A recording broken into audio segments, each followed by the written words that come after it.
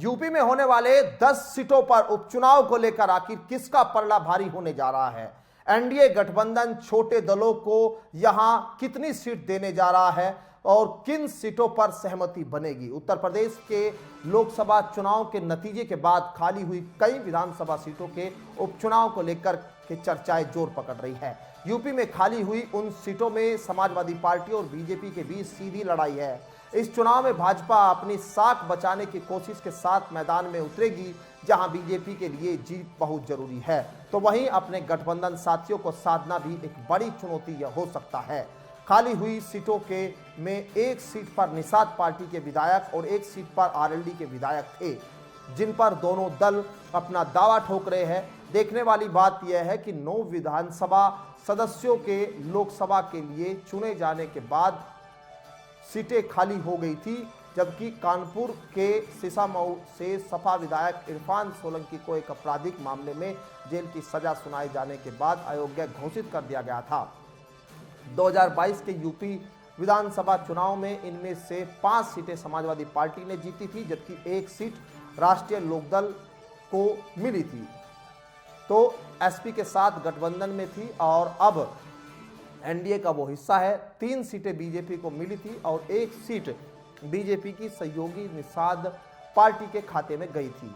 भले ही आंकड़ों से के लिहाज से इस चुनाव की जीत बीजेपी और सपा को सदन में कोई खास बढ़त नहीं देने वाली है, लेकिन इसके सियासी मायने बड़े हैं। इस बार उपचुनाव भले ही मात्र 10 सीटों पर हो रहा हो, पर इनके नतीजों का असर पक्ष और विपक्ष दोनों के मनोबल पर जरूर पड़ेगा। वहीं बीजेपी के सहयोगी भी इस चुनाव में अपनी हिस्सेदारी देख रहे हैं। निषाद पार्टी के राष्ट्रीय अध्यक्ष और योगी सरकार में मंत्री संजय निषाद का कहना है कि उनकी पार्टी की विधानसभा चुनाव में जो सीट थी उस पर वह उपचुनाव भी लड़ेंगे। सहयोगियों का मानना है कि भाजपा बहुत अच्छे से गठबंधन धर्म निभाना जानती है। वहीं रालोद नेताओं का कहना है कि पार्टी अपनी एक सीट पर तो चुनाव लड़ेगी ही, वहीं एक और सीट की भी उम्मीद वो रखते हैं। उन्होंने कहा कि आरएलडी का जनाधार पिछले चुनाव में बढ़ा है और इससे बीजेपी को पश्चिमी उत्तर प्रदेश में बड़ी मदद मिली है। वहीं निषाद पार्टी के अध्यक्ष संजय निषाद भी एक सीट पर अपने ही प्रत्याशी को बढ़ाने की बात पहले कह चुके हैं। दूसरी तरफ बीजेपी इन उपचुनाव को महत्वपूर्ण बताती है। भाजपा नेताओं का कहना है कि हाल के लोकसभा चुनाव में रह गई कसर को पूरा करना इस चुनाव में पार्टी का सबसे बड़ा संकल्प है, जिसके लिए जिताऊ कैंडिडेट इन सभी 10 सीटों पर उतारे जाएंगे। सीटों पर पार्टी का उम्मीदवार हो या सहयोगी, यह फैसला शीर्ष नेतृत्व करेगा, लेकिन एनडीए की जीत सबसे बड़ी प्राथमिकता होगी। बता दें कि उपचुनाव इंडिया अलायंस के अपने जीत के सिलसिले को बनाए रखने के लिए भी चुनौतीपूर्ण है।